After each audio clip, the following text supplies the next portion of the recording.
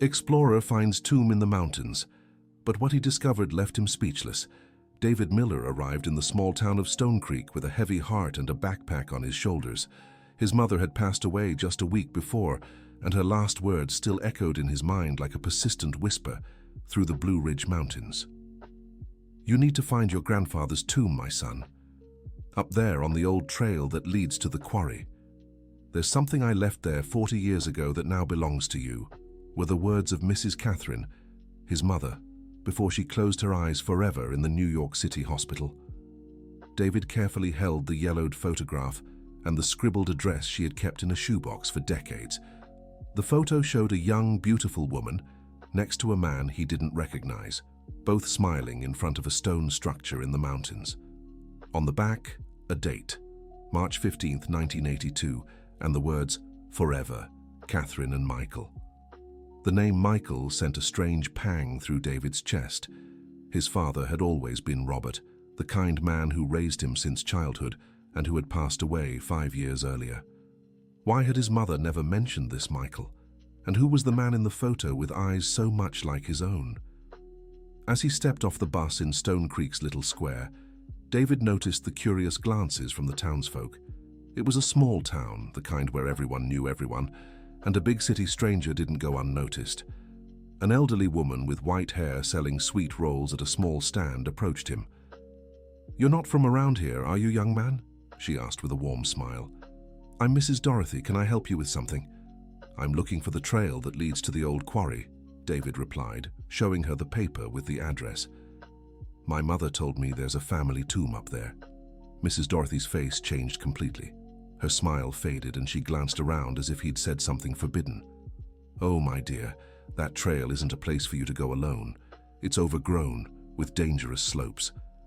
And besides," she hesitated, lowering her voice, "that place brings back bad memories for a lot of folks here." "What kind of bad memories?" David pressed, but Mrs. Dorothy was already stepping back, shaking her head. "Go see old Jack at the mechanic's shop.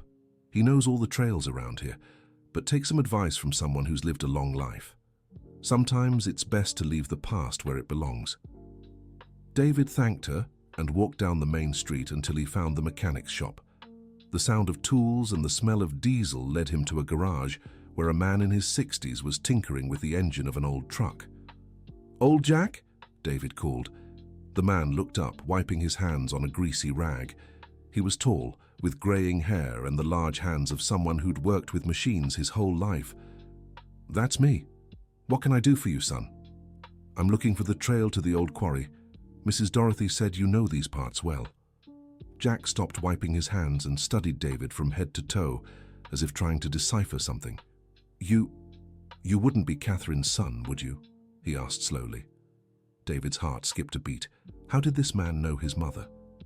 "You knew my mother? Her name was Catherine Miller, but before she married, she was Catherine Wilson." "Catherine Wilson." Jack let out a deep sigh and leaned against the truck. "Of course I knew her. She lived here when she was young. Whole family was from around these parts, but she left for New York City 40 years ago and never came back." "My mother lived here?" David couldn't hide his surprise. "She never told me that. I always thought she was from New York City." "She was from here, son. And if you came looking for the tomb of old Anthony, your grandfather, then you have every right to go there. But listen carefully to what I'm about to tell you. This whole story your mother carried for 40 years wasn't easy for anyone. There are plenty of folks in this town who'd rather those memories stayed buried forever. Dear listener, if you're enjoying the story, take a moment to like and especially subscribe to the channel. It helps us newcomers a lot. Now, continuing, Jack picked up a wrench and twirled it between his fingers, thoughtful. "The trail is right behind the church. You hike about 3 kilometers until you reach a clearing with some big rocks. Your grandfather's tomb is there, along with your Uncle Michael's." "Michael was my uncle." David felt his legs go weak. "He was your mother's brother. A good, hard-working young man. Helped your grandfather on the farm, well liked by everyone here. But," Jack hesitated, "a tragedy happened when your mother was around 20. Michael had a terrible accident at the quarry. That's when she decided to leave for New York City. never wanted anything to do with this town again. David gripped the photograph tightly. If Michael was his uncle, why did he and his mother look like a couple in love in that photo? And why had she kept that image so dearly all these years? "Jack, do you remember any young man my mother was dating back then?" The mechanic stopped fiddling with the wrench and stared straight at him. "Why are you asking that, son?" "I found a photo of her with a man, and on the back it says, 'Forever Catherine and Michael.' If Michael was my uncle—" "Listen here, David," Jack cut him off, and the fact that he knew his name without being told sent another chill down his spine. 40 years ago, things happened in this town that changed a lot of lives. Your mother left carrying secrets you might be better off not knowing." "What secrets?" David pressed. "My mother asked me to come here before she passed, said she'd left something for me at my grandfather's tomb." Jack sighed and looked toward the mountains. "If she asked, then it's time for the truth to come out, but listen well. When you go up there and find what she left, your life might change forever. Are you sure you want that?" "I am," David answered without hesitation. "I need to understand who my mother really was." "Then go. But go prepared to learn that sometimes the people we love carry secrets bigger than we can imagine." David thanked him and headed for the church. The trail began just behind the town cemetery, a steep climb winding through tall trees and moss-covered rocks. The mountain air was crisp, but his heart raced, not just from the effort. With every step, David tried piecing together the puzzle his life had become since his mother's passing. Catherine Wilson, not Catherine Miller, a family in Stone Creek he'd never known, an uncle named Michael who'd had an accident at the quarry, and that mysterious photo where the two looked far closer than siblings should. After nearly 2 hours of hiking, David reached the clearing. The place was exactly as Jack had described, an open area surrounded by massive rocks, with the breathtaking view of the Blue Ridge Mountains in the distance. And there, embedded in a large, smooth boulder, was his grandfather, Anthony Wilson's tomb. The structure was simple but sturdy, built with stones from the area. A dark marble headstone read, "Anthony Wilson, 1920–1981, a devoted father and good man." Beside it, a second, smaller tomb. "Michael Wilson, 1960–1982, a beloved son gone too soon." David knelt before Michael's tomb and felt a tightness in his chest. By the dates, Michael was only 22 when the accident happened. The same age her mother was when she left for New York City, according to Jack. That's when he noticed something strange. Between the stones at the base of Michael's tomb, there was a small opening, as if someone had deliberately removed one of the smaller rocks. David slid his hand into the hole and felt something. A plastic-wrapped bundle. Carefully, he pulled out the object. It was a small package protected by several plastic bags. Inside, he found an old metal cookie tin, and his heart raced as he opened it. There were letters, many handwritten letters on paper yellowed with time. The first one he picked up was dated March 15th, 1982, the same date as the photograph. "My love, Michael. Today marks 1 month since you left, and I still can't believe I'll never see you again." The doctor confirmed what I already suspected. "I'm expecting your child. I don't know what to do. I don't know how to tell Dad. You always said that when you found out, you'd ask for my hand in marriage, but now..." David stopped reading. His hands trembled so much he nearly dropped the letter. Michael wasn't his uncle. Michael was his father. And his mother. His mother had lied to him his entire life. He kept reading, his heart pounding. "I've decided to leave for New York City.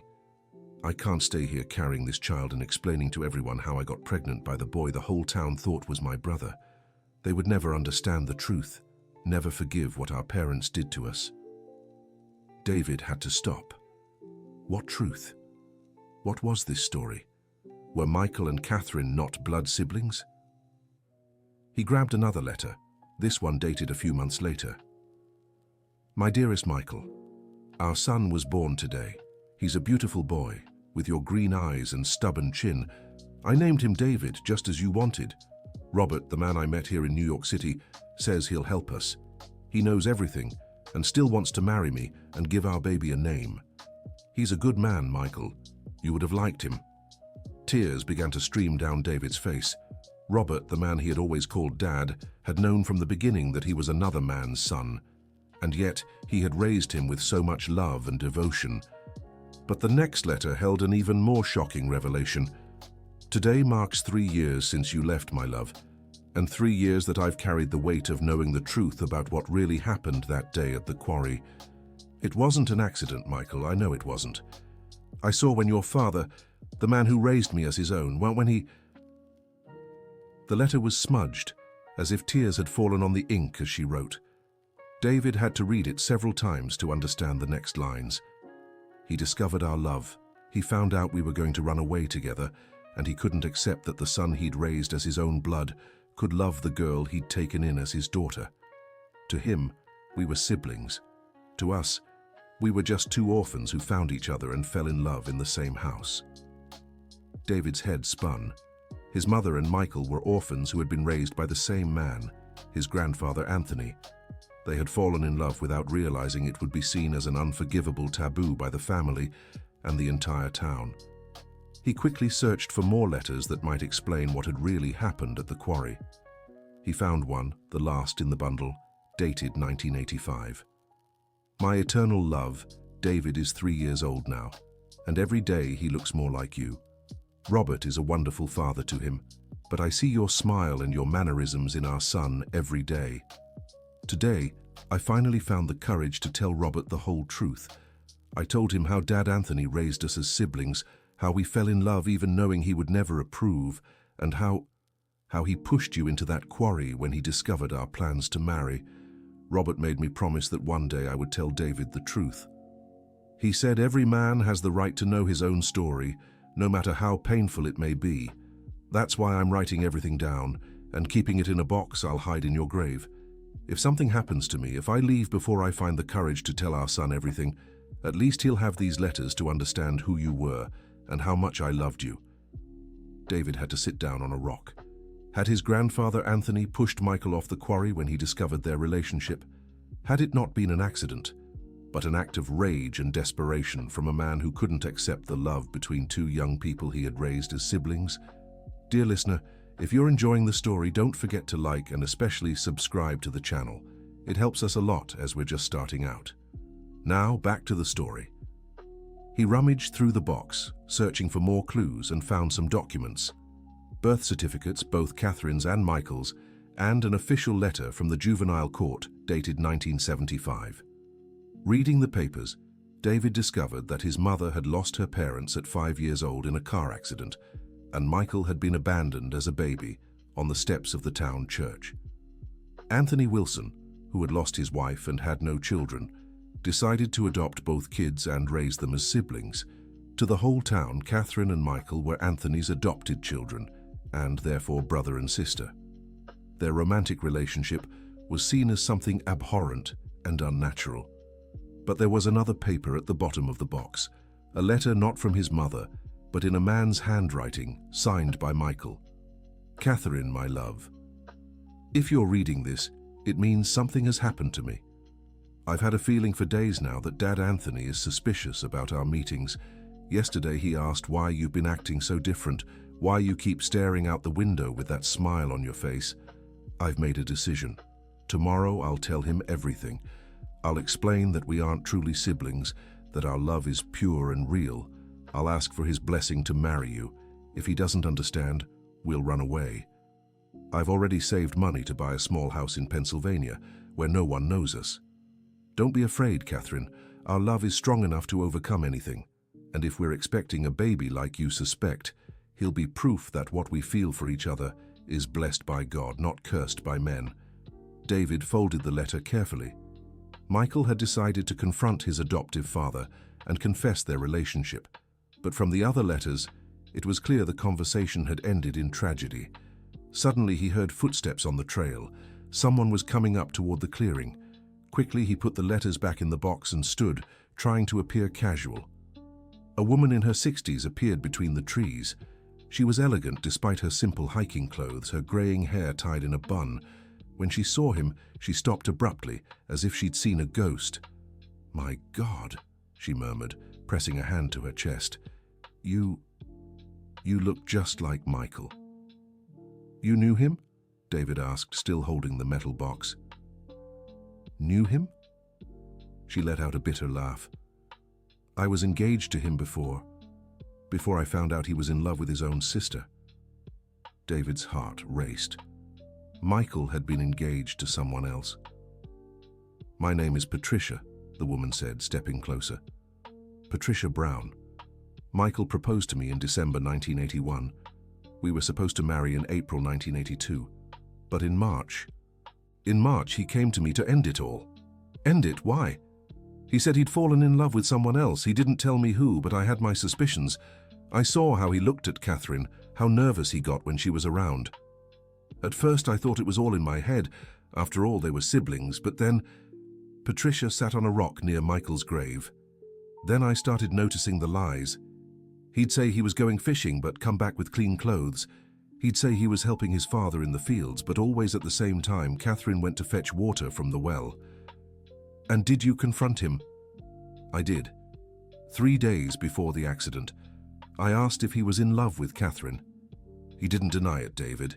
He turned white as a sheet and begged me not to tell anyone. He said they weren't really siblings, that they'd fallen in love and couldn't fight what they felt."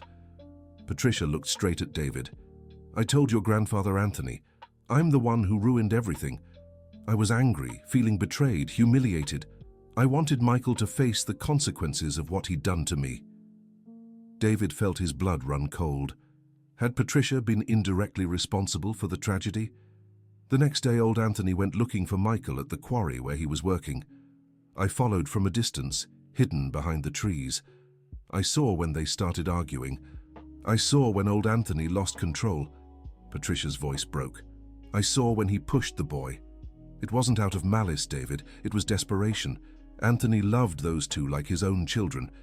To him, what they were doing was an abomination, a sin. When Michael fell from the quarry and didn't move again, old Anthony dropped to his knees, crying like a child. David had to lean against the grave. The story was becoming more painful by the minute. And Catherine? Catherine never knew I was the one who told. She showed up at the quarry a few minutes after it happened. Old Anthony had already come up with the story about it being an accident. Said Michael had slipped, that he'd tried to save him but couldn't. Catherine believed him. But from the letters I found, she suspected something. Maybe. Catherine was sharp, and the way old Anthony was after the tragedy, he was never the same man again. He started drinking, talking to himself. Sometimes I'd see him here at the grave, begging Michael for forgiveness. Patricia stood and walked to the headstone. When Catherine left for New York City pregnant, the whole town found out. Old Anthony claimed she'd gotten involved with some outsider and ran away out of shame, but I knew the truth. That child was Michael's. Why didn't you ever tell anyone? Because I've carried this guilt for 40 years, David. If I hadn't told old Anthony, Michael would be alive today. You'd have grown up as a family. Catherine wouldn't have had to carry this secret her whole life. David looked at the metal box in his hands. My mother left letters here telling part of the story, but there are still things I don't understand. What kind of things? Like, why did my grandfather Anthony decide to adopt 2 children alone? And why did no one else in town question their relationship? Patricia sighed. Oh, my boy, you don't know the full story. Your grandfather Anthony wasn't an ordinary man. He'd lost his wife, Mrs. Karen, in childbirth. The baby didn't survive either. Anthony was devastated, shut himself off from the world for years. She pointed to a smaller stone beside the main grave. That's where Mrs. Karen is buried. When Anthony decided to adopt Catherine and Michael, the whole town thought he was trying to rebuild the family he'd lost. No one questioned it because everyone pitied him. And when they grew up, to everyone, they were siblings raised by the same father. The idea that they could fall in love was unthinkable. Even me, who was engaged to Michael, took a while to see it. It was so unusual that no one even considered the possibility. David walked to the stone where his grandmother Karen was buried and read the inscription. Karen Wilson, 1935-1975, beloved wife and mother who left us too soon. Patricia, you said my grandfather started drinking after the tragedy. What happened to him? Anthony only lasted 2 more years. He drank every day, stopped tending the farm, wouldn't speak to anyone. In 1984, they found him right here, collapsed beside Michael's grave. The doctor said it was his heart, but everyone knew it was the weight of guilt. Then David understood why his mother had never returned to town. It wasn't just the pain of losing Michael or the fear of people's judgment. It was also the impossibility of forgiving the man who had raised Michael and then caused his tragedy. Patricia, can I ask you something personal?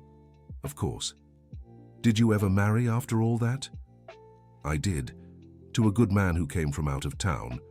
We had 3 children, a good life.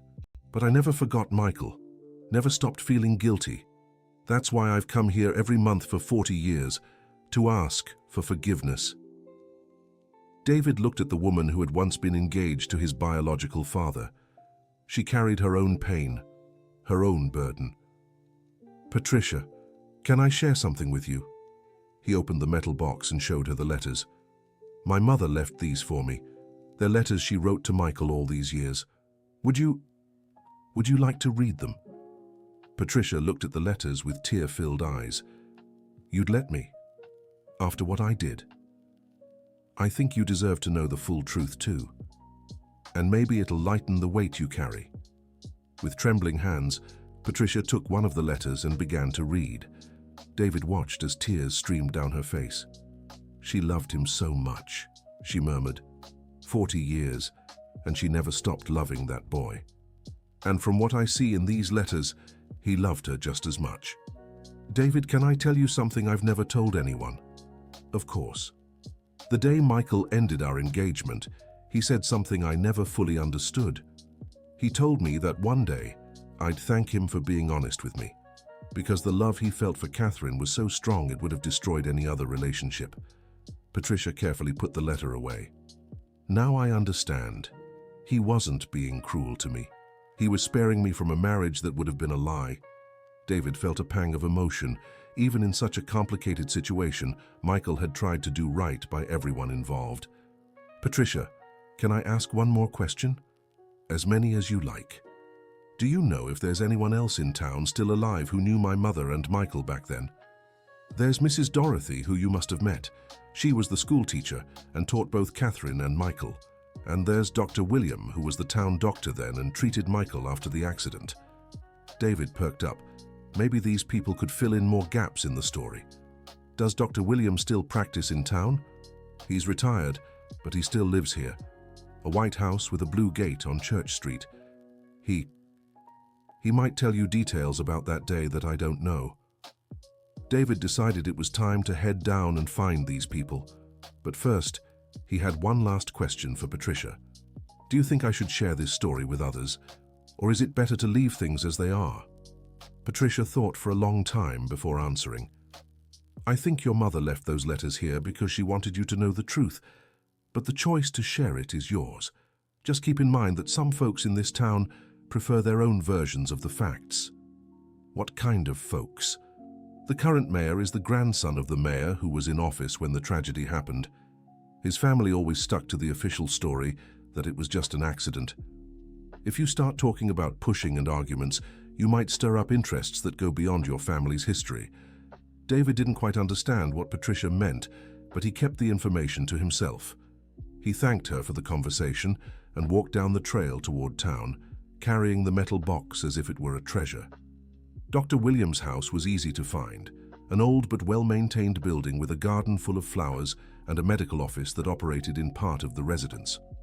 David knocked on the blue gate and was greeted by an older man with white hair and thick glasses.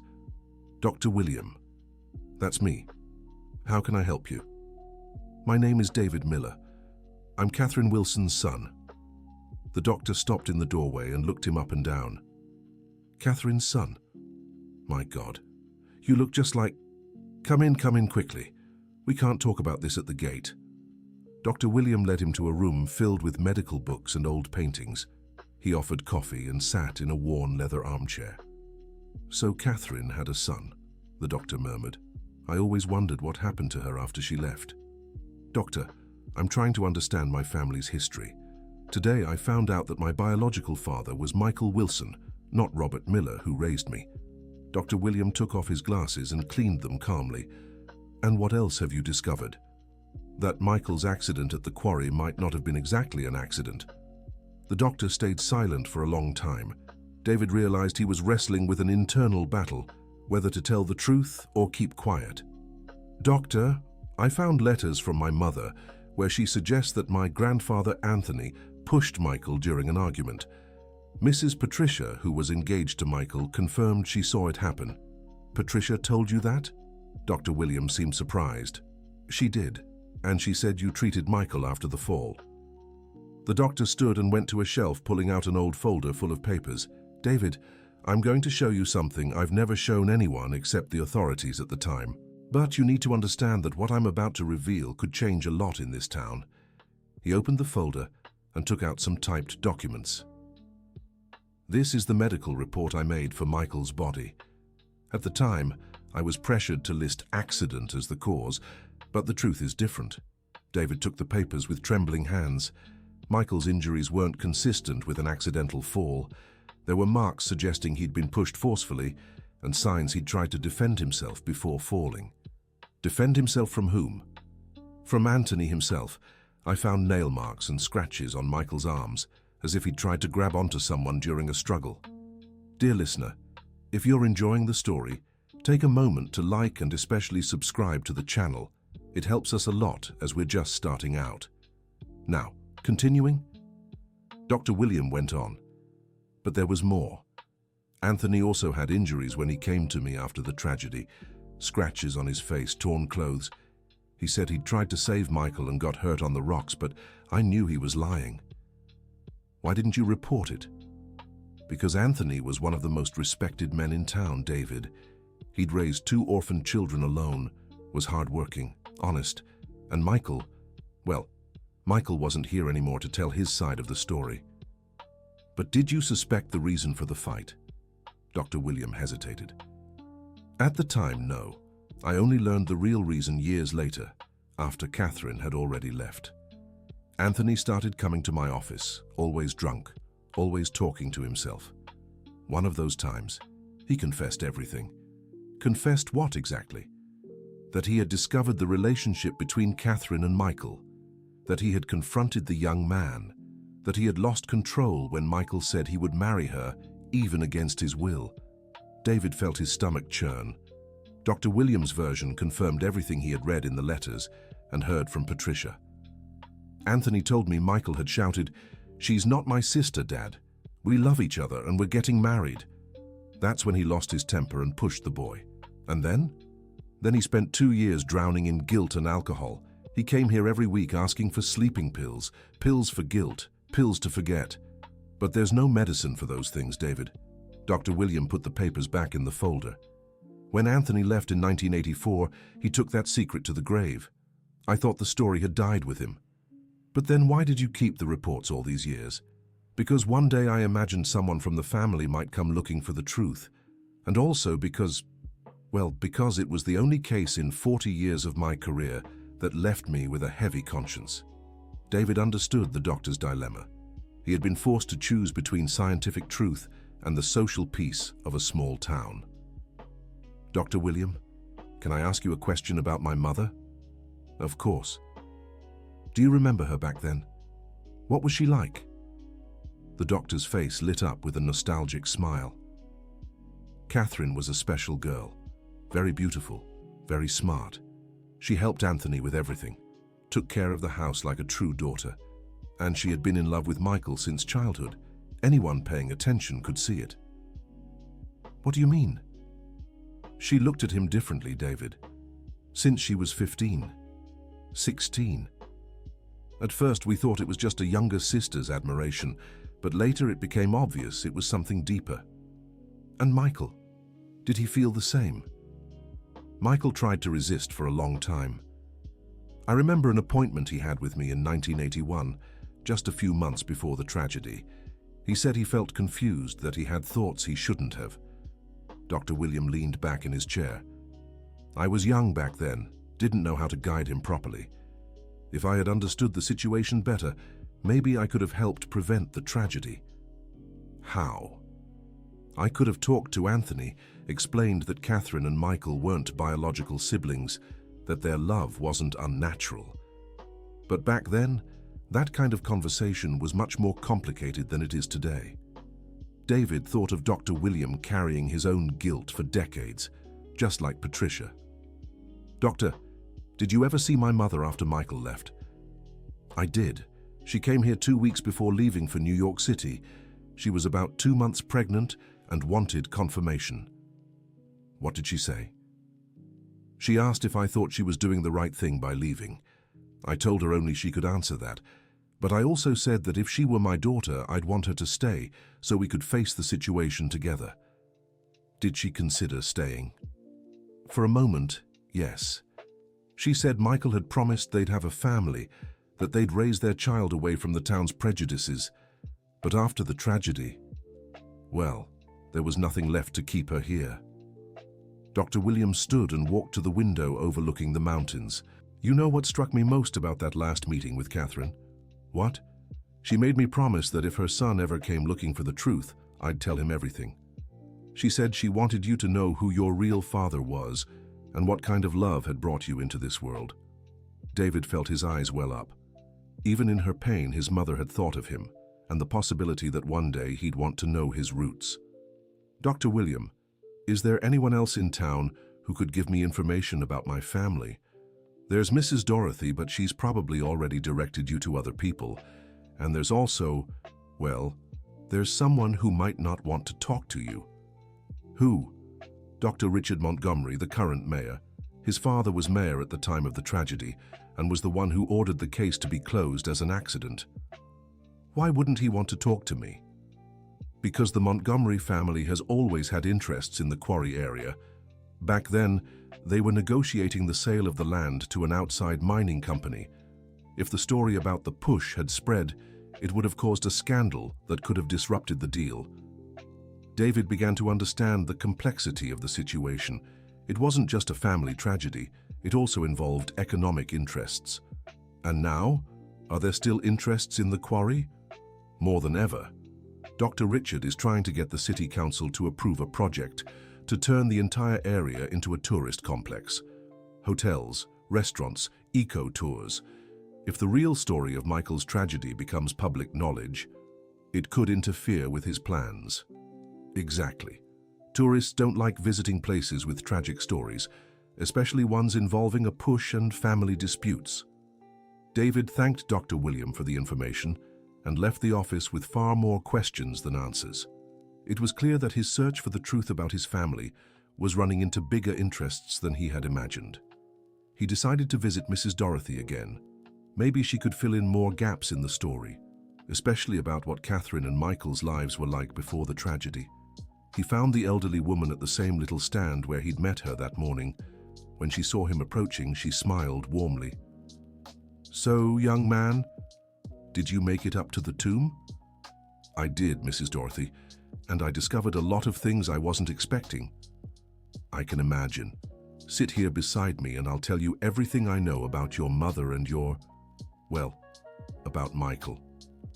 David sat beside her on the bench and noticed that some townspeople passing through the square had started glancing their way curiously. "Mrs. Dorothy, were you Catherine and Michael's teacher?" "Yes, I was. I taught them both since they were little. Catherine came here when she was 5, a sad little girl who had lost her parents. Michael was still a baby when old Anthony brought him from the church." "What were they like in school?" "Catherine was always very studious, very polite. Michael was more playful but a good boy. And from a young age, they were inseparable." Mrs. Dorothy lowered her voice. "When Catherine turned 15, I started noticing the way she looked at Michael was changing, and he, poor thing, would blush every time she got close. Did you ever talk to them about it?" "I tried a few times, mostly with Catherine. I told her it was normal for a girl her age to feel confused about her feelings, but that she should be careful." "Careful why?" "Because I knew that even though they weren't blood siblings, the whole town saw them as brother and sister, and that could cause problems for them and for old Anthony." Mrs. Dorothy picked up a sweet roll from the stand and offered it to David. But love is a stubborn thing, my boy. The more I tried to guide Catherine to keep her distance, the closer she seemed to get to Michael. What about old Anthony? Did he notice anything? Anthony was a simple man, worked all day in the fields. He'd come home tired, eat dinner and go to sleep. He didn't pay much attention to the details of his children's behavior. When did he find out? Mrs. Dorothy looked around before answering. It was Patricia who told him. She came to the school one afternoon in March 1982, crying like a child. She said Michael had broken off their engagement and that she knew it was because of Catherine. And what did you do? I tried to calm the girl down, told her she was imagining things, but deep down, I knew she was right. I had seen Catherine and Michael talking secretly behind the school a few days before. What did you see them talking about? I didn't hear clearly, but I saw when Michael took her hand, saw when she rested her head on his shoulder. That wasn't how a brother treats a sister. Mrs. Dorothy sighed. The same day Patricia came here, she went straight to old Anthony's house to tell him everything, and 2 days later, the tragedy happened. Do you really believe it was a push? Mrs. Dorothy hesitated. David, I'll tell you something I've never told anyone. The day after the tragedy, Catherine came here to the school. She was desperate, trying to understand how Michael had fallen from the quarry. And? She told me Michael had left home that morning saying he was going to talk to his father about something important, that he was going to settle everything once and for all. Settle what? Their future. Catherine was pregnant, David. She had told Michael the night before the tragedy. That's why he decided to confront Anthony. David felt his chest tighten. Michael had found out he was going to be a father and decided to publicly acknowledge his relationship with Catherine that same day. Mrs. Dorothy, do you think Catherine suspected it wasn't an accident? I'm sure she did, especially after old Anthony started acting strange.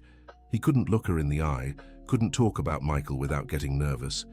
Is that why she decided to leave? Yes, and also because she knew that if she stayed, the baby would grow up hearing stories about the father who had died in an accident.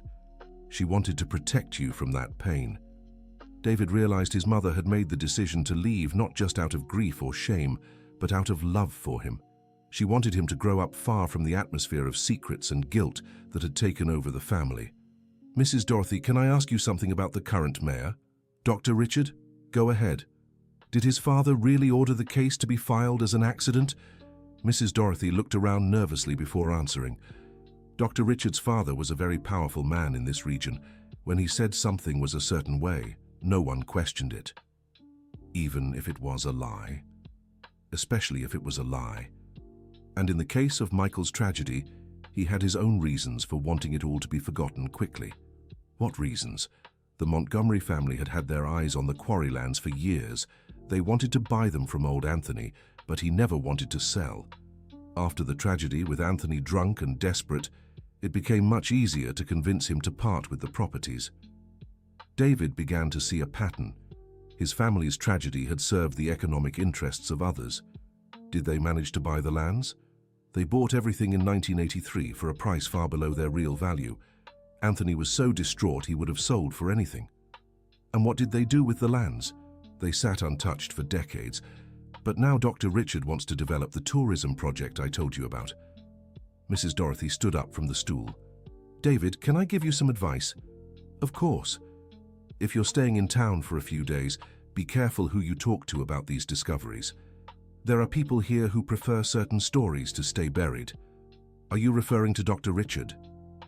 I'm referring to anyone who has something to lose if the truth about Michael comes out. David thanked Mrs. Dorothy and walked through town thinking about everything he had learned. The sun was setting behind the mountains, painting the sky orange and pink. He needed to find a place to stay the night and decide what his next steps would be. There was a small inn on the main street, an old house converted into a family-run guest house.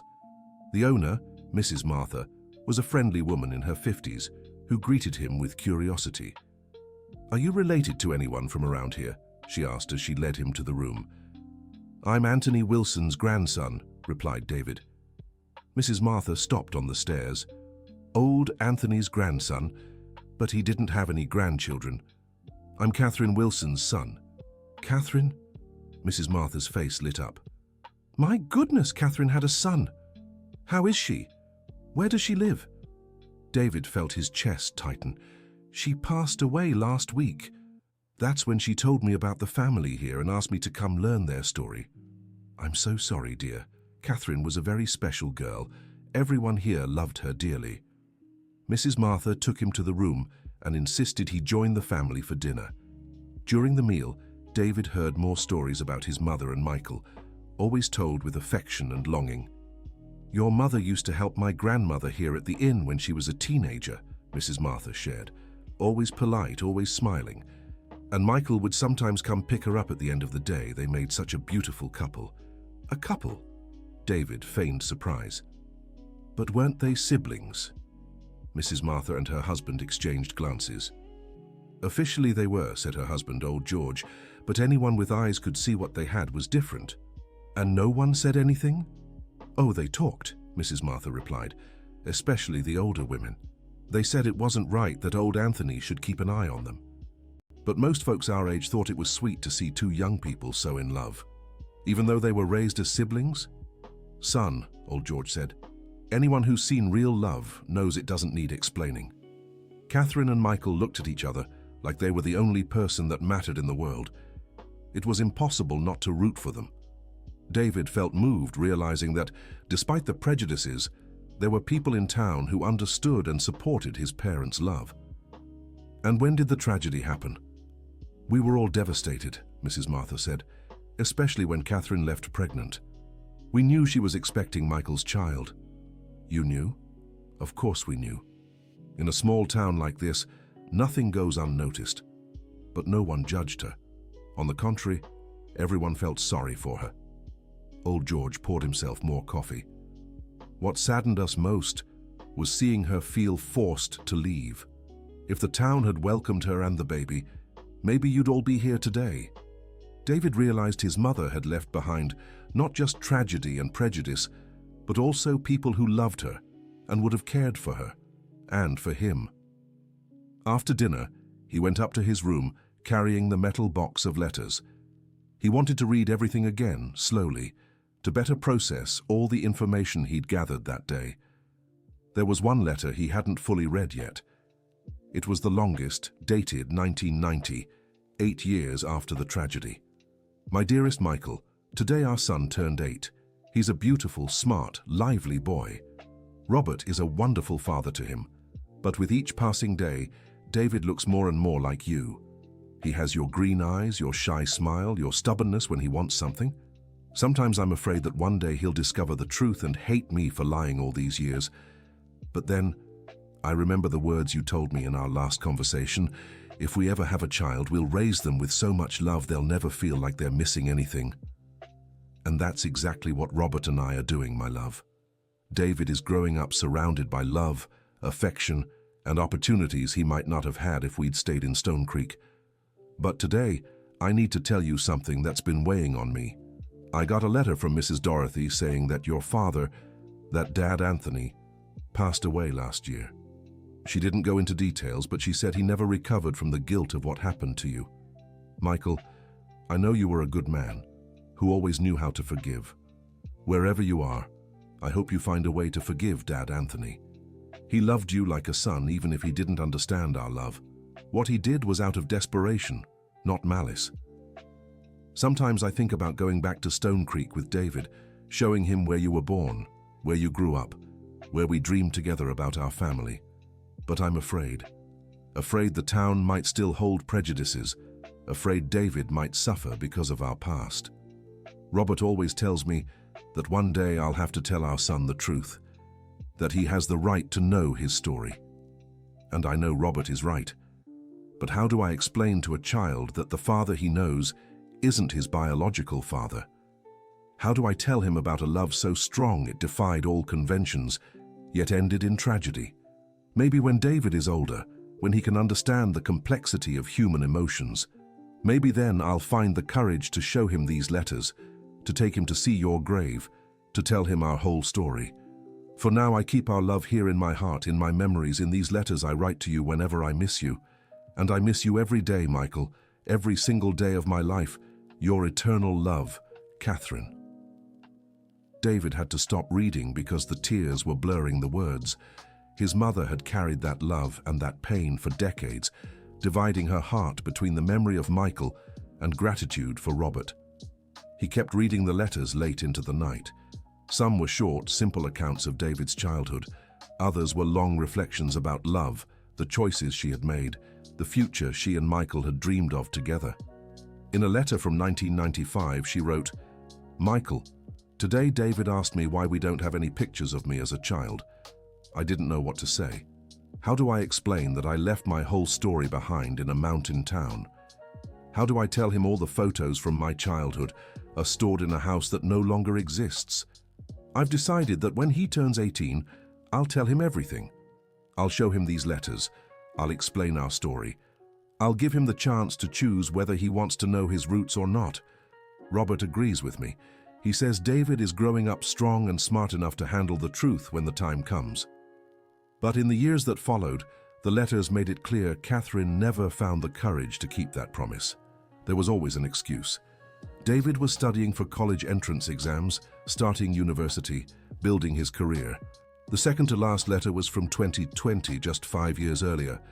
"My dearest Michael, our son is now a 35-year-old man, graduated, working, independent, and I still don't have the courage to tell him the truth. Robert is sick.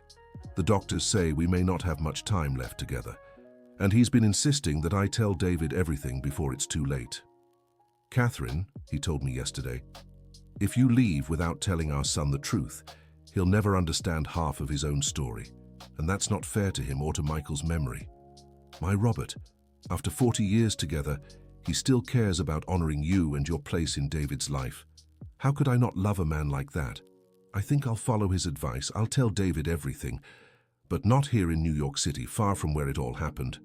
I'll give him these letters and the address of your grave. If he wants to know the full story, he'll have to go back to Stone Creek and discover it for himself. Maybe it's cowardice on my part, but I think it's for the best. David will be able to talk to the people who knew us. He'll be able to form his own opinion about our love. He'll be able to decide what to do with this legacy I'm leaving for him." The last letter was dated a week before Catherine's departure. "My eternal love, this is the last letter I'll write to you. I'm sick, Michael, very sick. The doctors say I don't have much time. Today I finally told David everything. I gave him these letters, our photograph, the address of your grave. I saw the confusion on his face. I saw the pain. I saw the shock. But I also saw determination. Our son is strong, Michael. He has your courage and your integrity. I know he'll seek the truth. I know he'll want to understand our story. I hope when he arrives in Stone Creek, he'll find people willing to help him. I hope our town has matured in these 40 years, that it's learned to accept love in all its forms. But even if he encounters prejudice, even if he faces resistance, I know David will persist, because he's your son, Michael, and your children don't give up easily. I'll leave these letters in your grave before I go. If all goes well, when David gets there, he'll find our complete story waiting for him. I don't know if there's life after life, my love. But if there is, I hope to see you there. I have 40 years of longing to make up for, 40 years of kisses to give, 40 years of conversations to catch up on. Until we meet again, Catherine P.S. Take care of our boy. Even from afar, keep watching over him." David cried as he finished reading the last letter. His mother had planned everything down to the smallest detail, preparing for him a path of discovery that would lead him not only to the truth about his origins, but also to a deeper understanding of love, forgiveness, and the complexities of human relationships. The next morning, he woke up determined. He needed to confront Dr. Richard Montgomery and understand why his family was so invested in maintaining the official version of events. He also wanted to visit the exact place where Michael had worked and where the tragedy occurred.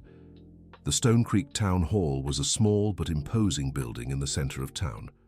Dr. Richard was a man in his 40s, well-dressed, with the air of someone accustomed to giving orders and being obeyed. "How can I help you?"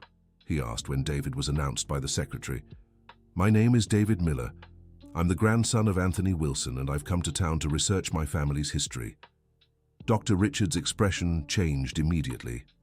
Anthony Wilson. That name sounds familiar. Wasn't he the one who had that accident at the quarry many years ago? No, Dr. Richard. The accident involved Michael Wilson, Anthony's adopted son. Oh, yes, of course, I vaguely remember. My father was mayor at the time. A very sad case. David noticed Dr. Richard was pretending not to remember the details clearly. "Doctor, I'm trying to understand exactly what happened that day. I've read some documents and would like to clarify a few doubts." "What kind of doubts?" "About the circumstances of the accident. Whether it was properly investigated, whether there were suspicions it might have been more than just an accident." Dr. Richard leaned back in his chair and looked at him coldly. "Mr. Miller, this happened over 40 years ago. My father, who was the responsible authority at the time, has passed away. The official documents classify it as an accident, and I see no reason to question that now.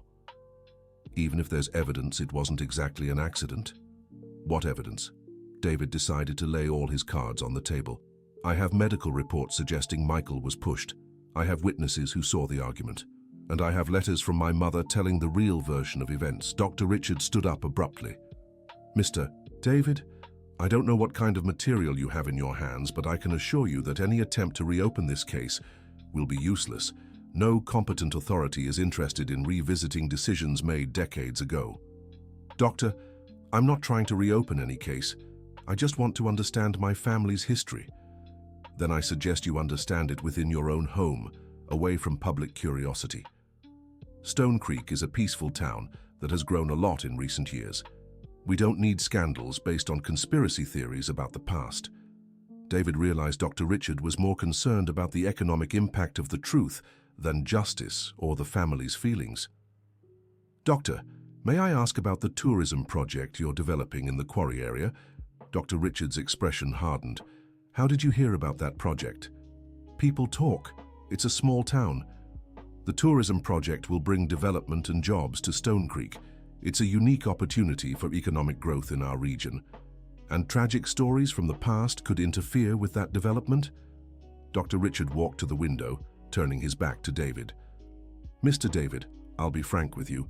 I don't know what your intentions are in digging up the past, but I can assure you won't be welcome if you keep spreading theories about shoves and family disputes." "Are you threatening me?" "I'm advising.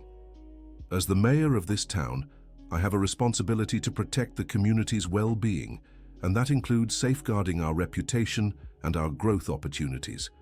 David stood up. "Doctor, I'm only searching for the truth about my family.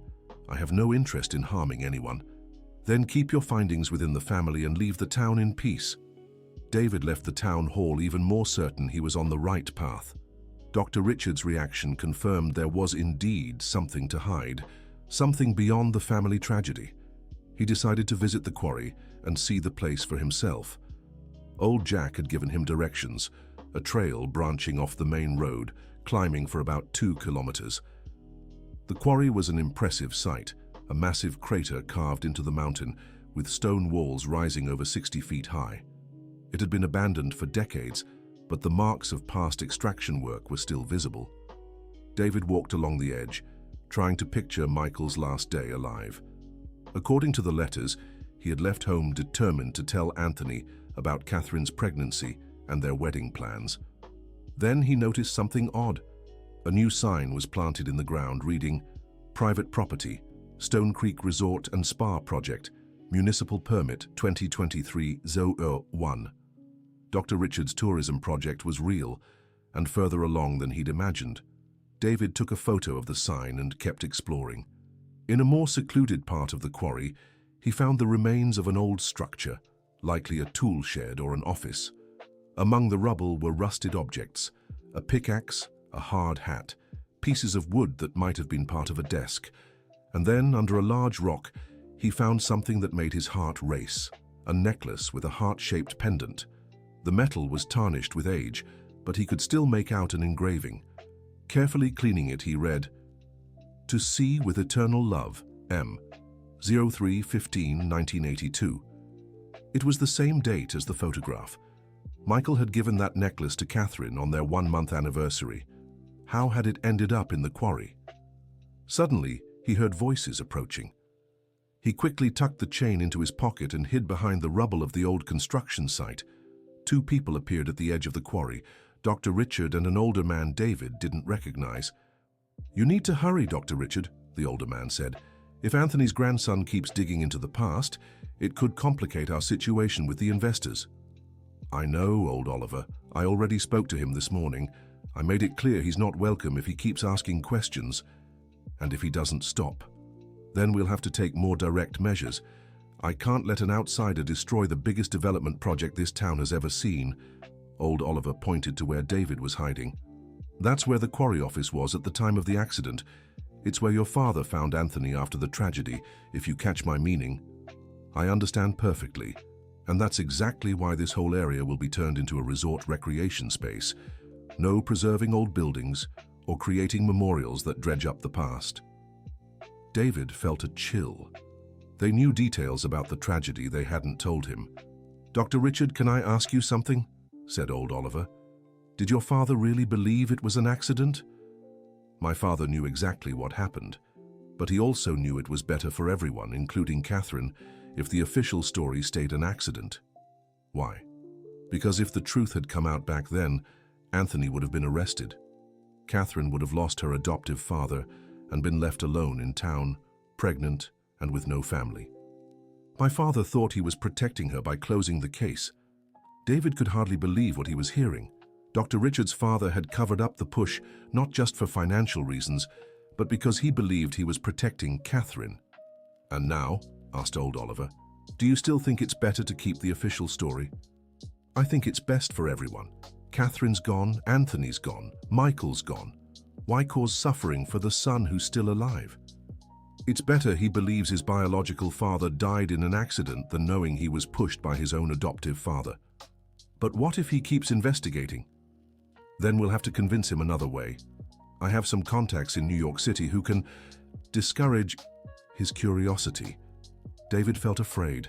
Dr. Richard was openly talking about intimidating him to stop his search for the truth. The 2 men kept talking for a few more minutes about details of the tourism project before leaving. David waited until he was sure he was alone before leaving his hiding spot. He looked again at the chain he'd found. How had it ended up in the quarry? Had Catherine been wearing it the day of the tragedy? Had she been at the accident site? David decided he needed to confront the people he'd spoken to the day before. Maybe someone knew details they hadn't shared yet. First, he went to Dr. William. The doctor greeted him with concern. "David, I heard you spoke with Dr. Richard this morning. How did it go?" "Not well. He made it clear he doesn't want me digging into the past." "I figured as much. The Montgomery family has always had a lot of power in this town." David showed the chain to Dr. William. "Doctor, I found this at the quarry. Do you recognize it?"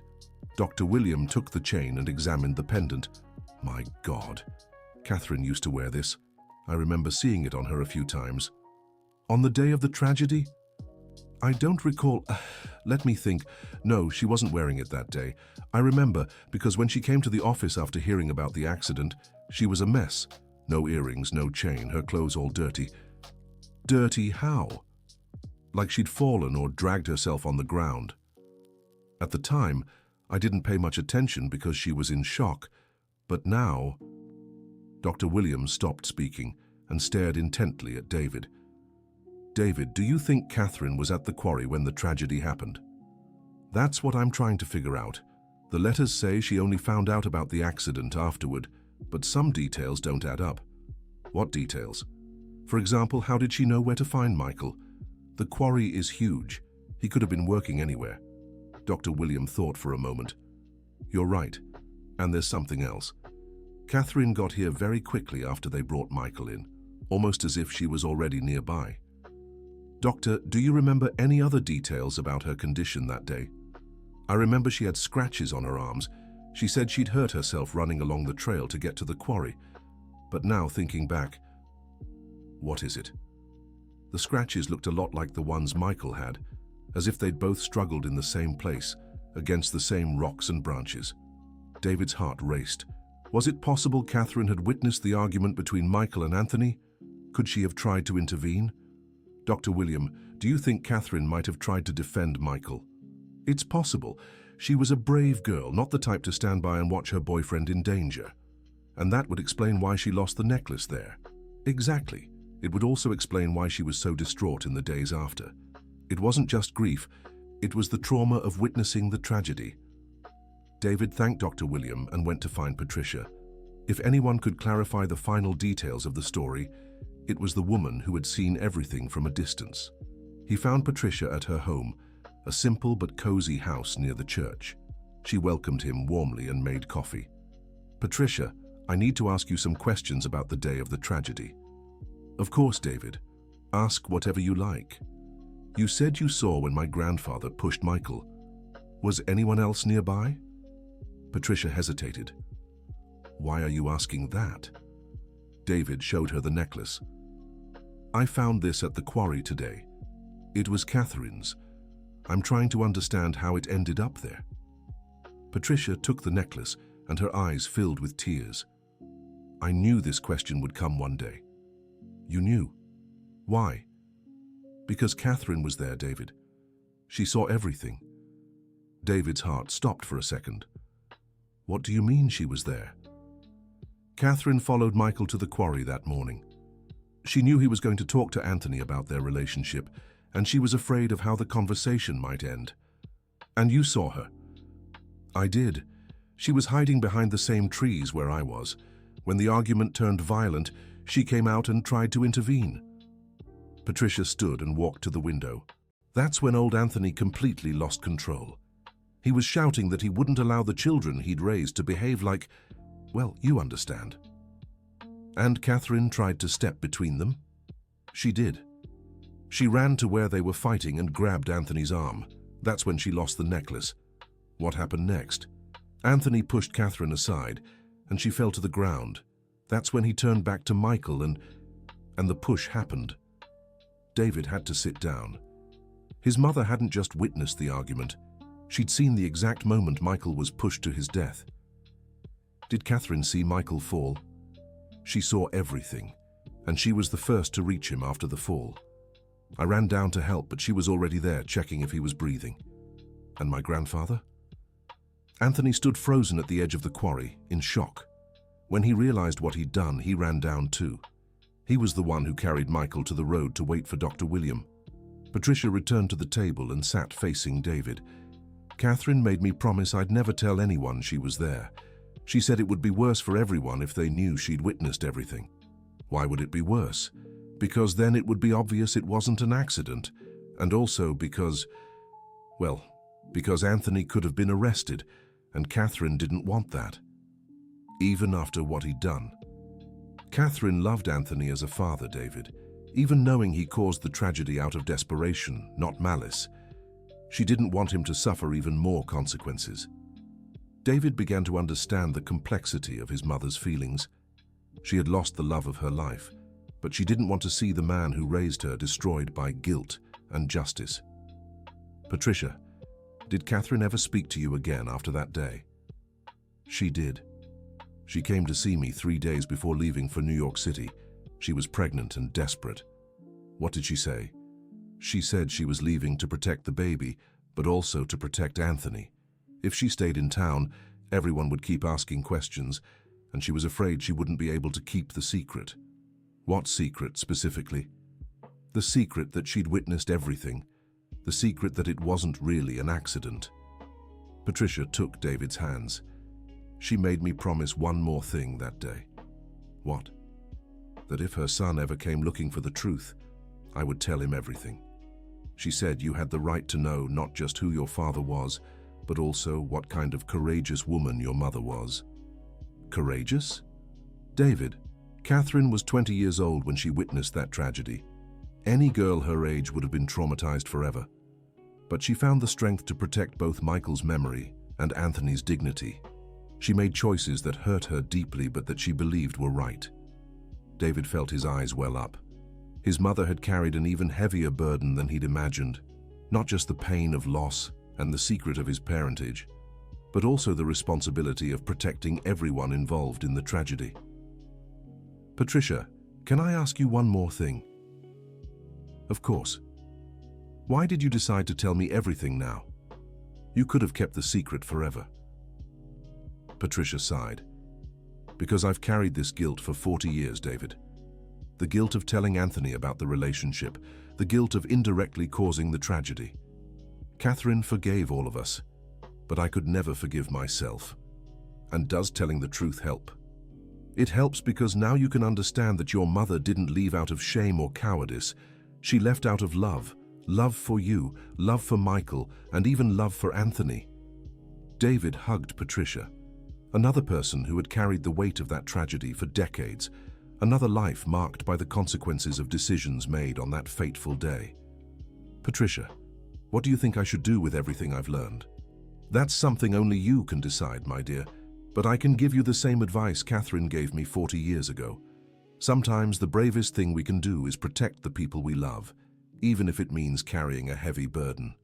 David left Patricia's house with his mind racing. He had discovered not just the truth about the tragedy, but also the exceptional character of his mother. Catherine had been far stronger and braver than he'd ever imagined. But now he had to decide what to do with all this information. Continuing to investigate meant confronting more people, maybe even putting himself at risk with Dr. Richard and his allies. Stopping meant letting the official version remain the only one known publicly. He returned to the inn and spent the afternoon reflecting on everything he'd uncovered. Catherine's letters, Patricia's testimony, Dr. William and Mrs. Dorothy, the chain found at the quarry. Dr. Richard's defensive reaction. All the pieces of the puzzle were falling into place, forming a much more complex and gripping picture than he had imagined when he first arrived in town. During dinner with Mrs. Martha and old George, David decided to share some of his discoveries. I found a lot of information about my family, he said. I discovered the story I knew wasn't complete. What do you mean? Asked Mrs. Martha. My mother and Michael weren't blood siblings. They fell in love and were going to get married when the tragedy happened. Mrs. Martha and old George exchanged glances. We knew that, said old George. We always knew. You knew. Of course we did. The whole town knew, David. What happened was that after the tragedy, everyone decided to pretend they didn't know to protect Catherine and Michael's memory. David was surprised. Then why didn't anyone say anything? Because there was no need, explained Mrs. Martha.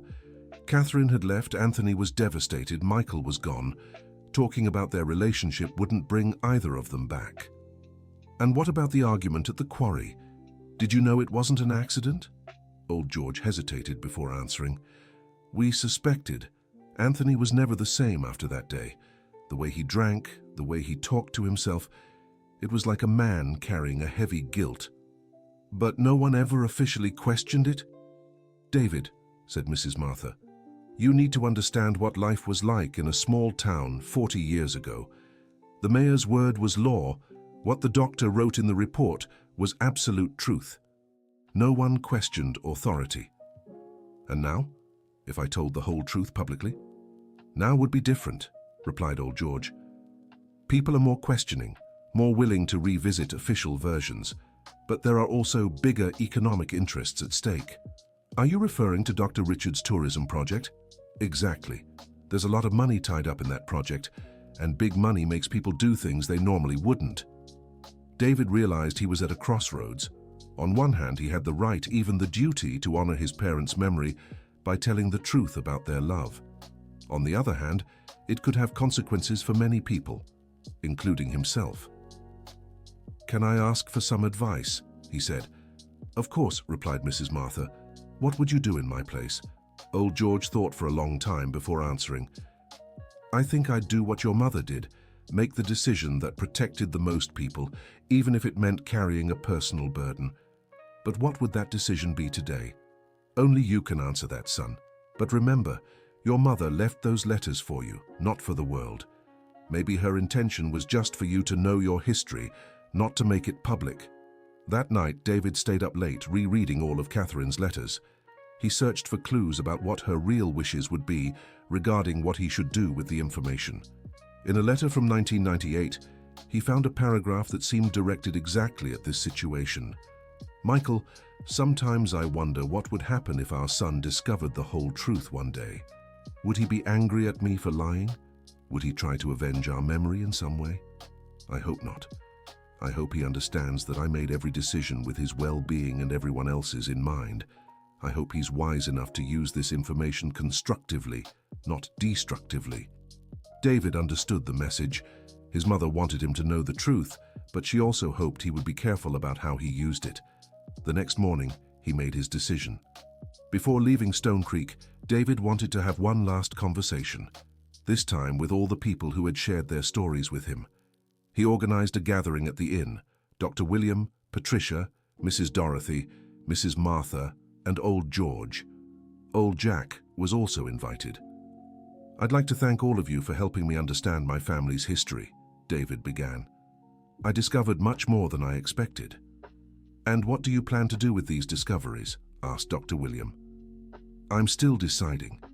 But first, I'd like to ask everyone a question. Do you think Catherine and Michael would have wanted me to make the whole truth public?" Patricia was the first to answer.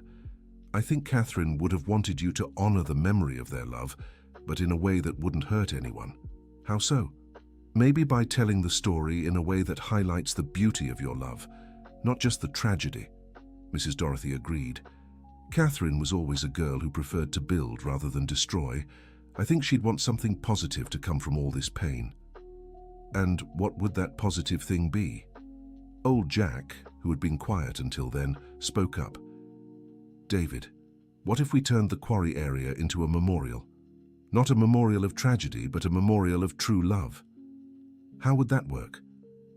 "You could work with Dr. Richard to include a space in the tourism project dedicated to the love stories of this region, without going into details about arguments or accidents, but showing that this place was the setting for great loves." Dr. William liked the idea. It would be a way to honor Catherine and Michael without causing scandals or harming the town's development. "But wouldn't that be hiding the truth again?" "It would be choosing which part of the truth to emphasize," Patricia replied. "The most important part, their love for each other." David realized he had a unique opportunity. He could use his discovery not to destroy or expose, but to create something that truly honored his parents' memory. "And do you think Dr. Richard would agree to this idea?" "If it's presented the right way, I think so," said Old George. "He wants the tourism project, and stories of true love could be a draw for visitors, especially if they're told in a beautiful, romantic way," added Mrs. Martha. David decided to try. That same afternoon, he went to see Dr. Richard again at the town hall. "Dr. Richard, I'd like to make a proposal." The mayor received him with suspicion. "What kind of proposal?" "I discovered that my biological parents had a very beautiful love story here in town. I'd like to suggest that the tourism project include a memorial dedicated to the great love stories of Stone Creek." Dr. Richard seemed surprised. "A love memorial?" "Yes, a space where people can learn about romantic stories that happened in the region. My mother and Michael could be one of those stories. Without going into details about controversial matters?" "Exactly. Focusing on true love, mutual devotion, the dream they had of starting a family." Dr. Richard thought for a few minutes. "And in return, you stop asking questions about the circumstances of the tragedy." "In return, I focus on honoring their memory in a positive way." "Interesting. Love stories could really attract tourists, especially a more romantic female audience." "That's exactly what I was thinking." Dr. Richard stood and extended his hand to David. "We have a deal. You provide me with the details of the love story between Catherine and Michael, and I'll include a Stone Creek Great Loves Memorial in the project." David shook the mayor's hand, feeling he had found the perfect solution. He could honor his parents without causing scandals, without harming the town, and without bearing the lonely burden of the full truth. He spent the next 3 days working with Dr. Richard and a team of architects on the design of the memorial. It would be built near the quarry but far enough away to avoid any reminder of the tragedy. The memorial would feature plaques telling the love story between Catherine and Michael, focusing on the beautiful moments, how they met, how they fell in love, the dreams they shared, and the child they hoped for. There would also be space for other love stories from the region, creating a tourist route that celebrated the romance of the mountains and true love. David contributed some of Catherine's most romantic letters, which were adapted into poetic plaques scattered throughout the memorial. One of them read, "True love knows no barriers. When two souls meet, they create their own universe, where only the joy of being together exists." Another plaque, based on a letter from Michael found in the material, said, "I promise to love you beyond this life, beyond time, beyond any obstacle fate may place in our path." At the center of the memorial, a fountain bore the inscription, "Dedicated to Catherine and Michael, and to all the great loves born in Stone Creek." On his last day in town, David organized a small ceremony to unveil the memorial project. Everyone who had helped him was there: Dr. William, Patricia, Mrs. Dorothy, Mrs. Martha, Old George, and Old Jack. Dr. Richard gave a speech about how the tourism project would not only highlight the region's natural beauty, but also its human stories. "Stone Creek has always been a place where true love finds fertile ground," he said, "and now we'll be able to share these stories with visitors from all over the world." When it was David's turn to speak, he felt the weight of responsibility and emotion.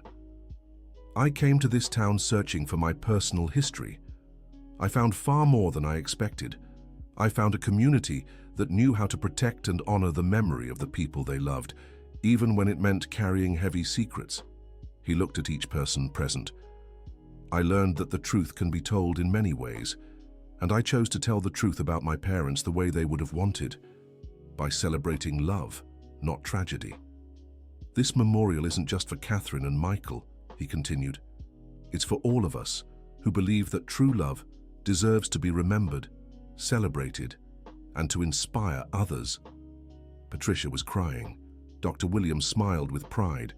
Mrs. Dorothy hugged him as if he were her grandson. "Your mother would be so proud," she said. "You did exactly what she would have done, turned pain into something beautiful." That night, David climbed to Michael's grave one last time. He carried a new letter written by himself. "Father, we've finally met. Not in the way you and my mother dreamed, but in the way that was possible. I want you to know I grew up surrounded by love. Robert was a wonderful father, and Catherine was the most devoted mother anyone could ask for. Both of you gave me the greatest gift possible, a family built on true love. I've discovered our full story. I know about the tragedy, the secrets, the hardships everyone faced. But I choose to focus on what truly matters, the love you had for each other and the love you had for me. The memorial we're building will ensure this love story is remembered forever, not as a tragedy, but as proof that true love overcomes any obstacle. Thank you for bringing me into this world. Thank you for loving my mother so deeply. And thank you for teaching me through your story that love is worth any sacrifice. Your son, who finally met you, David." He placed the letter with the others in the grave and stayed there for hours, feeling his parents' presence and the peace that came from making the right choices. 3 months later, David was back in New York City, organizing his move. He had decided to sell his apartment in the city and relocate to Stone Creek. He wanted to oversee the construction of the memorial up close, and more importantly, be near the family he had found in town. Dr. William had offered him a partnership at the local medical practice. Patricia had become like a caring aunt, always looking out for his well-being. Mrs. Dorothy treated him like the grandson she never had. Mrs. Martha and Old George had become like adoptive parents. Old Jack had taught him everything about maintaining the local trails, preparing him to be a tour guide specializing in the area's love stories. The memorial project had grown beyond initial expectations. Several other families in the region had shared their own love stories, creating a unique and moving tourist route. A travel magazine from New York City had even featured the Great Loves Memorial, and visitor bookings were already filled for the next 6 months. But what mattered most to David was the feeling of having found his place in the world, not just geographically, but emotionally. He had discovered where he came from, who his parents were, and how to use that legacy constructively. On the eve of his permanent move, David packed the last of his belongings in his New York City apartment. Among them, he carefully stored the metal box containing Catherine's original letters. Those letters would never be made public. They were his personal treasure, his intimate connection to the mother he had lost and the father he had never met. But the love story they told would become a public legacy, inspiring others to believe in the transformative power of true love. When he arrived in Stone Creek for good, the whole town was waiting for him. A celebration was held in the central square, complete with music, local food, and great joy. Dr. Richard made sure to introduce him officially as our new distinguished resident, responsible for giving our town one of the most beautiful and unique tourist projects in the region. But the most emotional moment came when Mrs. Dorothy stepped onto the makeshift stage and said, "David isn't just our new resident, he's proof that true love always finds a way back home. Catherine and Michael may be gone, but the fruit of their love has returned to us, and that's nothing short of a miracle."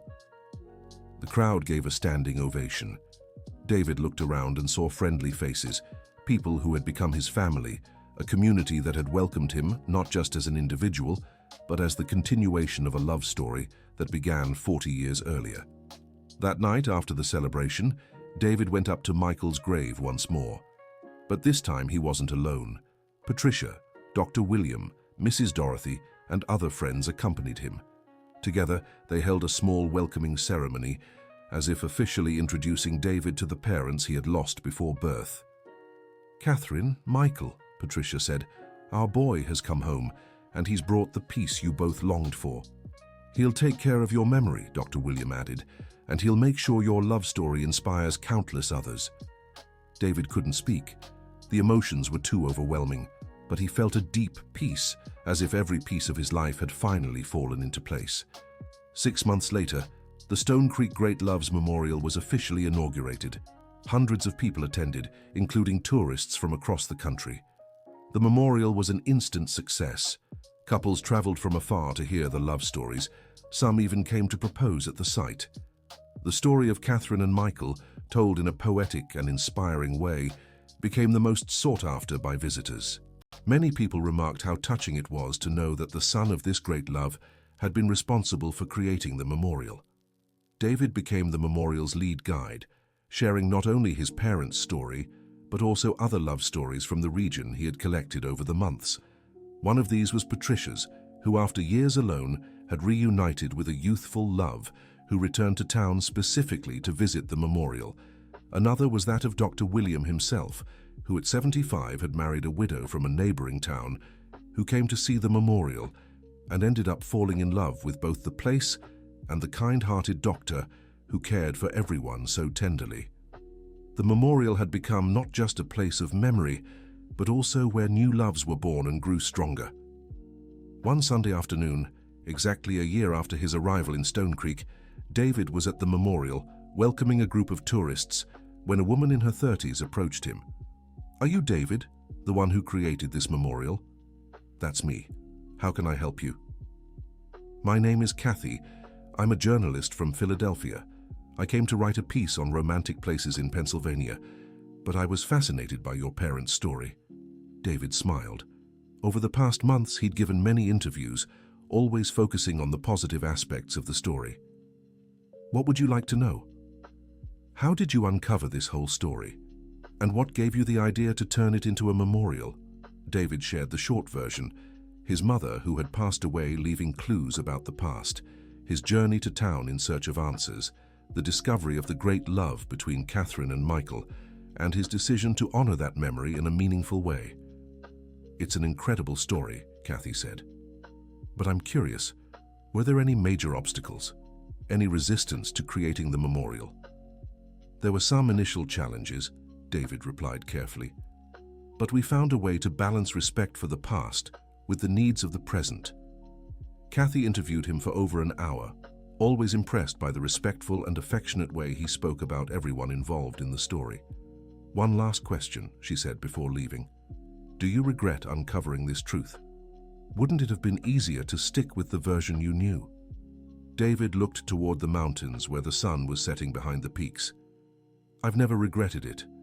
Discovering the truth about my parents gave me not just a personal story, but also a mission to show that true love is always worth it, even when facing difficult obstacles. And have you found that mission? I found much more. I found a family, a community, a purpose, and I found peace in knowing I made the right choices with the truth I uncovered. 3 months after the interview, Kathy's article was published in a widely circulated national magazine. The title read, "The Memorial Born from Love: How a Son Discovered and Honored His Parents' Story." The piece brought even more attention to Stone Creek and the memorial. Tourism bookings in town rose significantly, but what moved David most was receiving a letter, weeks after publication, from a woman in Washington, D.C. "Dear David, I read your story in the magazine and was deeply moved. I too lost my parents without really knowing their story. Your courage in seeking the truth and your wisdom in honoring it in such a constructive way have inspired me to begin my own search. Thank you for showing that pain can be turned into something beautiful, that the past can be uncovered without destroying the present, and that true love truly deserves to be celebrated. With admiration, Melissa Wilson." David placed the letter alongside Catherine's. He was realizing that his parents' story had grown far beyond a personal discovery. It had become a source of inspiration for others seeking their own family truths. 2 years after creating the memorial, David decided to write a book about the entire experience. Not a book of shocking revelations or accusations, but one about love, family, and how to handle past secrets with maturity and grace. The book was launched at a special ceremony at the memorial, attended by everyone who had helped David on his journey of discovery. Dr. William, now 77 but still active and happy in his late-life marriage, gave the opening speech. "This book isn't just the story of David, Catherine, and Michael. It's the story of all of us who've learned that truth can be a tool for healing, not destruction." Patricia, who had become like a second mother to David, added, "And it's proof that when we act with love, even the hardest situations can have happy endings." The book became a local and regional success. Several schools in the area began using it to discuss family, love, and resilience. More importantly, it inspired other towns to preserve their own love stories, creating a tourist route called True Love Trails. Stone Creek became the starting point, and David became a kind of ambassador for romantic tourism. But his greatest fulfillment remained personal. He'd found his place in the world, honored his parents' memory with dignity, and built a life full of purpose. One afternoon, 5 years after arriving in Stone Creek, David was at the memorial when he saw a young woman, about 20, placing flowers at the central fountain. "Can I help you?" he asked. "My name is Sarah," she said, tears in her eyes. "I'm the great-granddaughter of Anthony Wilson." David's heart skipped. "Anthony Wilson was my great-great-grandfather. I just discovered I have relatives who had a beautiful story here." "How did you find out?" "My great-grandmother had a sister who left here pregnant long ago. Her name was Catherine. I'd heard bits of the story but never understood, until I read about the memorial online and came to see for myself."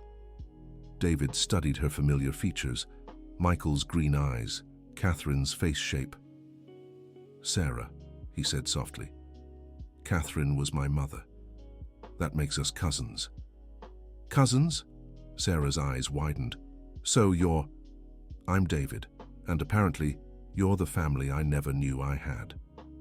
They embraced in the middle of the memorial, moved by the discovery. Once again, the place dedicated to love had brought about a special reunion. Sarah shared that she lived in Boston, was studying psychology, and had always been curious about her family's past. When she found the memorial online, she decided to visit. "Would you like me to show you where it all began?" David offered. They spent the whole day talking and visiting key family sites. David shared everything he'd learned, always focusing on the love between Catherine and Michael.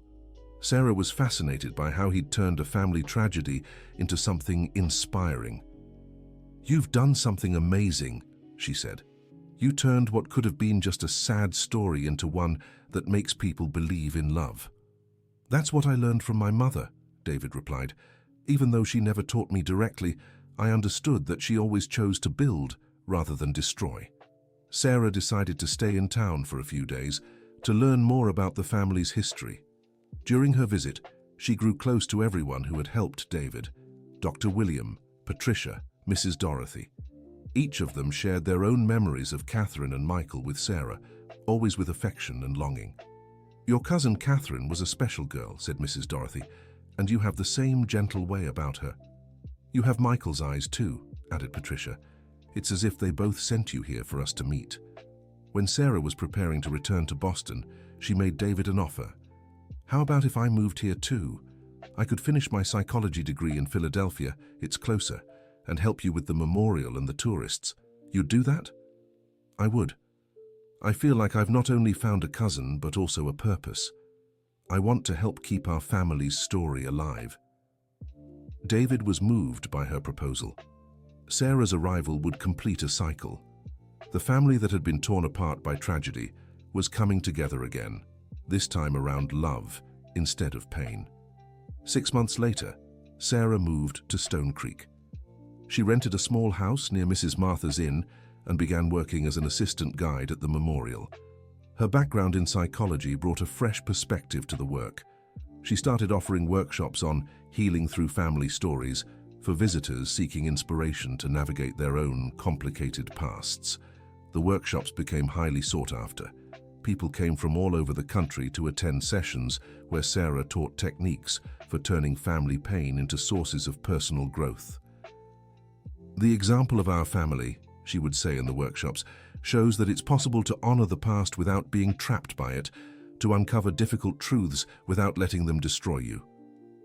David felt proud watching his cousin use their family's history in such a constructive and professional way. Together, they expanded the memorial's vision. Beyond love stories, they began including tales of reconciliation, resilience, and families who found creative ways to heal from past traumas. The memorial became a true open-air family therapy center, where people came not just to hear beautiful stories, but to reflect on their own. 10 years after its founding, Stone Creek had become a national reference for therapeutic tourism. The town won awards for social innovation and sustainable development. David, now 45, had become a respected figure in regional tourism. But he still lived in the same modest house, working daily at the memorial, tending to those who sought his help. Sarah, now a licensed psychologist specializing in family therapy, had opened a practice in town, serving not only tourists but also locals seeking guidance for family matters. Dr. William, retired but still active as a memorial advisor, often said, "Catherine and Michael planted a seed of love that grew not just into David, but an entire family tree of people committed to others' well-being." Patricia, happily remarried and a grandmother of 3, always remarked, "If someone had told me 40 years ago that such a terrible tragedy would turn into so much good, I wouldn't have believed it. But love truly works miracles." On a special morning, the memorial's 10th anniversary, David and Sarah organized a gratitude ceremony. They invited all the people who had been important in their journey, the local friends, the tourists who became collaborators, the professionals who were inspired by the project to create similar initiatives in other towns. Dr. Richard, now a former mayor but still involved in the region's tourism development, gave an emotional speech. 10 years ago, a young man arrived in our town carrying only an old photograph and a scribbled address. He could have used what he discovered to create scandals, to destroy reputations, to seek revenge for past wrongs. But he chose the path of building, of reconciliation, of love. Today, our town is known across the country as a place where true love is celebrated, where families find healing for their pain, where the past becomes hope for the future. When it was David's turn to speak, he stepped onto the small stage set up beside the central fountain of the memorial. He looked at all those people who had become his extended family, his community of purpose. When I arrived here 10 years ago, I was searching for my personal history. I found so much more than that. I found proof that when we act with love, even the most painful situations can bear beautiful fruit. My mother, Catherine, taught me, through the letters she left, that true love always finds a way to prevail. My father Michael taught me, through the courage he showed in life, that it's worth fighting for what we believe in. Robert, the man who raised me, taught me that being a father goes far beyond blood and genetics. It's about love, dedication, and presence. And all of you, he gestured to the crowd, taught me that family goes far beyond blood ties. It's about choosing to love, choosing to care, choosing to build together. Sarah joined him on stage. Our family, she said, began with a tragedy. But today, it's a family of hundreds of people who chose to be part of this story of love and resilience. Everyone who has visited this memorial, who participated in the workshops, who was inspired by our story to care better for their own families, they are all part of the Catherine and Michael family. The ceremony ended with everyone forming a large circle around the central fountain. Holding hands, they observed a moment of silence in honor of Catherine and Michael, and in gratitude for all the blessings that had come from that true love. That night, David went alone to Michael's grave one last time.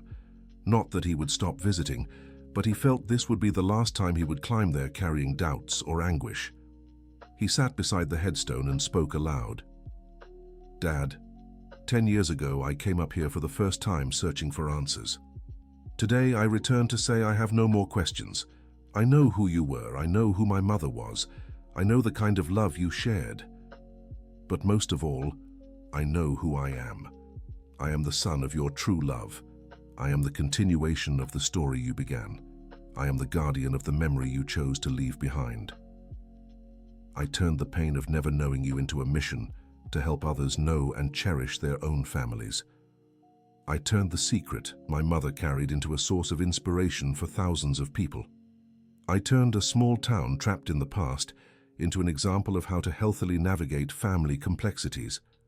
David stayed there for hours, feeling the deep peace of someone who had fulfilled his mission. Not the mission he imagined when he first arrived in town, but the one that revealed itself along the way. As he walked down the mountain for the last time on that special day, David knew his story had become bigger than himself. It had become a story that belonged to all who believe in the transformative power of true love. And so, the explorer who had arrived in Stone Creek in search of a tomb in the mountains discovered much more than he expected. He discovered that sometimes the greatest treasures aren't buried in the past, but planted in the present to bloom in the future. The end of the story. And now tell us, what did you think of David's journey? Would you make the same choices he did upon discovering the truth about his family? Share your thoughts in the comments. And don't forget to subscribe to the channel for more heartwarming stories about love, family, and overcoming life's challenges.